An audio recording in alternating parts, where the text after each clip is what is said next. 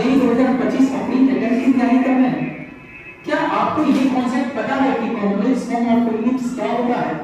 तो आइए हम देखते हैं कॉम्प्लेक्स फॉर्म ऑफ इलिप्स क्या होता है, जहां पे p हमारा वेरिएबल पॉइंट है जिसको हम z से डिनोट करेंगे, और a z1 z2 दो फिक्स पॉइंट होगा, और हमारे पास ऐसा रिलेशन आ जाए कि modulus of z - z1 plus modulus of z - z2 बराबर k, और k का वैल्यू z1 - z2 के मॉडुलस से बड़ा हो तो ये इलिप्स को रिप्रेजेंट करेगा। अगर k का value modulus of z1 - z2 के बराबर हो तो ये एक AB लाइन सेगमेंट को रिप्रेजेंट करेगा, और अगर k का वैल्यू छोटा हो जाए modulus of z1 minus modulus of z2 से, तो ये किसको रिप्रेजेंट करेगा? No locus. उस केस में हमारे पास कोई लोकस नहीं आएगा। सही है, ये कॉन्सेप्ट आपको पता होगा।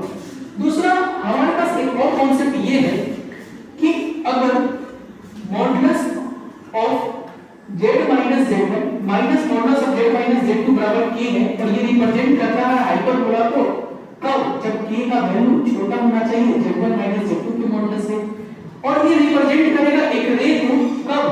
जब रिप्रेजेंट टू रे, जब k बराबर क्या होता है मॉडुलस ऑफ z1 - z2, और k का वैल्यू बड़ा हो जाए modulus of z1 minus modulus of z2 से, तो इस केस में हमारे पास कोई लोकस नहीं होगा, नो लोकस।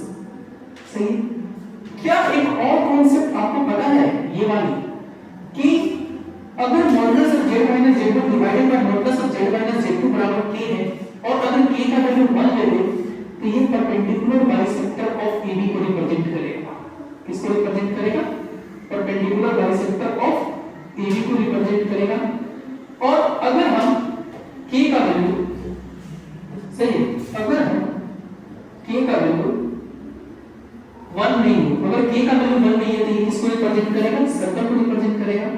क्या ये कॉन्सेप्ट लास्ट वाला आपको पता है कि mod of z plus z1 plus mod of z minus z1 बराबर k हो, तो ये किसको रिप्रेजेंट करता है? हमेशा लोकस ऑफ स्क्वायर को रिप्रेजेंट करता है।